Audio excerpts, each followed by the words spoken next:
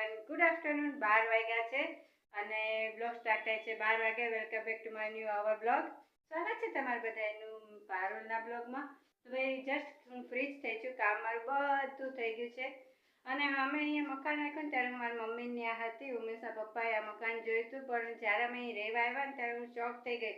તમે ટોયલેટ ને બાથરૂમ જુઓ ને તો તમને ચક્કર આવી જાય, એટલા ખરાબ ને હું ગઈ ને વોશરૂમમાં ને તો મને તો વોમિટ થવા માંડી, આંખમાંથી આંસુડા આવી ગયા. માય ગોડ, કે આજે ભાડે રહેતા છે આવા મકાન રાખતા છે. અરે પણ ભલે ને ભાડે ના, પણ આપણું સમજીને આપણે રહેવાય. અને આપણા ઘરમાં આપણા બાળકો હોય, આપણે હોય, તમે ચોખ્ખું ન રાખો તો આપણા બાળકો બીમાર પડે, આપણે બીમાર પડીએ. પણ માણસ સમજતા જ નથી. કેટલું કહીએ કે ચોખ્ખાઈ રાખો, પણ તમે વોશરૂમ ને ટોયલેટ જુઓ તો માય ગોડ, આંખમાંથી આંસુ આવી જાય ને. યા 1 મહિનો મેં સાફ કર્યું ધીમે થોડું તો અત્યારે માંડ સફેદ દૂધ જેવા ટોયલેટ અને વોશરૂમ, મારું બાથરૂમ ને બધું એટલું સરસ થઈ ગયું છે કે તમે જો ને તેમ થઈ જાય કે વાહ. મને ગોબરાઈ જરાય ન ગમે. મને ગોબરાઈ જો ને એટલે મારું મગજ ફરે, પછી સામે ગમે એ હોય માથી ગોબરાઈ સહન ન થાય. તો આ મકાન છે તો મસ્ત, પણ વોશરૂમ અને ટોયલેટ બહુ જ ખરાબ હતા. તો અત્યારે મેં એટલા સરસ કરી નાખ્યા છે, બતાવે જ નહીં પણ તોય તમને બતાવું છું કે એકદમ ચમકે એવા કરીને. કે ચાલો કેટલું સરસ થઈ ગયું છે. અને બાથરૂમ પણ મારું મસ્ત થઈ ગયું છે. આ બધું એટલું ખરાબ હતું ને બતાવે પણ નહીં, પણ તોય તમને દેખાડું છું. બધું મેં ધીમે ચોખ્ખું કરી નાખ્યું અને આજે બધે મેં ઝાડુ ફેરવી નાખ્યું છે. હવે પોતા બપોરા બધે મોપ લેવા જાઉં છું, ઉપર સુધી થાય ને એવું.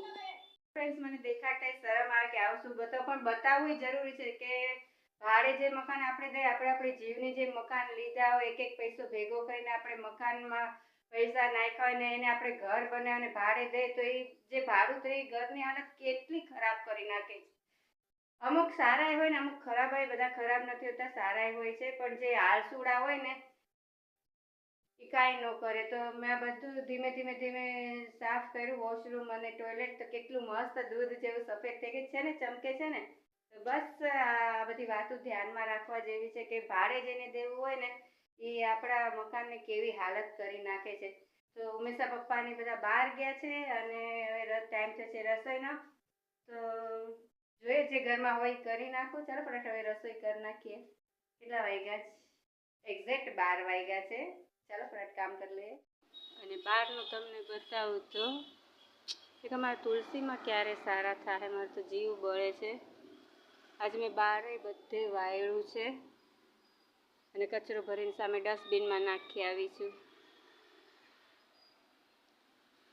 ચાલો બહારનું તો બહુ જોઈ લીધું. હવે રસોઈ પાણી કરીએ. 12:30 વાગી ગયા છે. શાકભાજી આવી છે. શાકમાં છે રીંગણા મસ્ત મજાના, બ્રેડે લેવા છે. અહીંયા ચા મુકાઈ છે. છોકરાઓ રમતા હતા, કોને ખબર ક્યાં ગયા. તો ફ્રેન્ડ્સ 1:30 વાગ્યો છે અને હું ખાઉં છું આવી રીતે વાટક્યું. હાલો વાટકી ખાવા છે કે લીધો મસાલેદાર ચટાકેદાર. આવી ગઈ સંક્રાંત, પતંગ ચગાવવા ઓરી આવી ગઈ.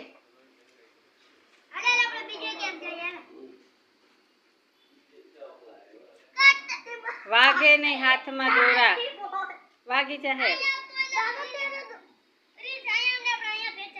ખાઈને રમો તો ખાઈ લીધું. તો ફ્રેન્ડ્સ 2:15 વાગ્યા છે.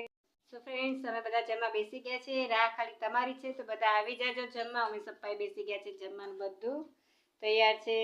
ખીચડી છે, રીંગણા બટેટાનું શાક, કાંદા અને છાશ. તો ચાલો જમવા. 3 વાગ્યા છે અને જમી લીધું છે, પણ કામ હજી બધું એમ જ પેન્ડિંગમાં છે. તો ફટાફટ હું જમ્યા પહેલાં જે મારે ગોળી ખાવાની છે ને તો એ હું પહેલાં ખાઈ લઉં. ભાઈ હાથ કામ પડતા મૂકીને આ ગોળી ખાવી જરૂરી છે મારે, તો હું તમને બતાવું. બીજી કાંઈ નહીં, હવા બાર હરડે તો ફટાફટ એક ગોળી ખાઈ લઉં. ભાવે છે એટલે હું ખાઉં છું. તો ફ્રેન્ડ્સ અમે નાના હતા ને તો આને લીંડિયું કહેતા, ખબર તો કાંઈ પડતી નહીં, પણ આવે મસ્ત આ ખાટી. ચાલો ફટાફટ ખાઈ લઉં. અને તમે લોકોએ તે આ ખાધી હશે, કોને ભાવે?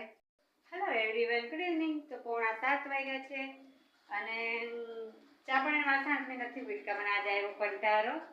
તો ઉમેશ આપવા ગયા છે ગામમાં અને હવે ટાઈમ થઈ ગયો છે દીવાબત્તીનો. તો દીવાબત્તી પણ કરી લઈએ, માતાજીને આપણે આરાધના પણ કરી લઈએ. તો ચાલો હેલો એવરીવન, તો 7:45 થયા છે અને હેલો એવરીવન, 7:45 થયા છે ને ટાઈમ થઈ ગયો છે રસોઈનો. અને અહીંયા મેં પાણી ગરમ થવા મૂકી દીધું છે. પાણી ગરમ થાય ત્યાં સુધી હું બટેટા મસ્ત મજાના વોશ કરી લો અને આમાં બાફવા મૂકી દઉં. સો ગાઈસ, 8:45 થયા છે અને શાક મારું એટલું મસ્ત થઈ ગયું છે. બહુ જ ખાલી કોથમીરીની ખામી છે પણ હાલ છે. એના વગર બહુ મસ્ત થયું છે. કોરું બટેટા શાક, પરોઠાનો લોટ બાંધી દે છે. પછી હવે સપ્પા આવે છોકરા એટલે ગરમા ગરમ પરોઠા તૈયાર કરી દે અને જમી લઈએ. તો અહીંયા મસ્ત મારું કોરું બટેટાનું શાક થઈ ગયું છે સરસ ફર્સ્ટ ક્લાસ. અહીંયા પરોઠાનો લોટ બંધાઈ ગયો છે જીરું નાખીને. સો ફ્રેન્ડ્સ, અમે જમવા બેસી ગયા છે કારણ કે ભૂખ બહુ જ લાગી છે. 10 ઉપર થયું છે અને ઉંદરડા પેટમાં એકદમ રાહડા લે છે.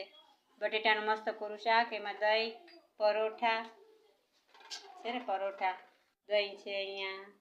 ચાલો જમવા.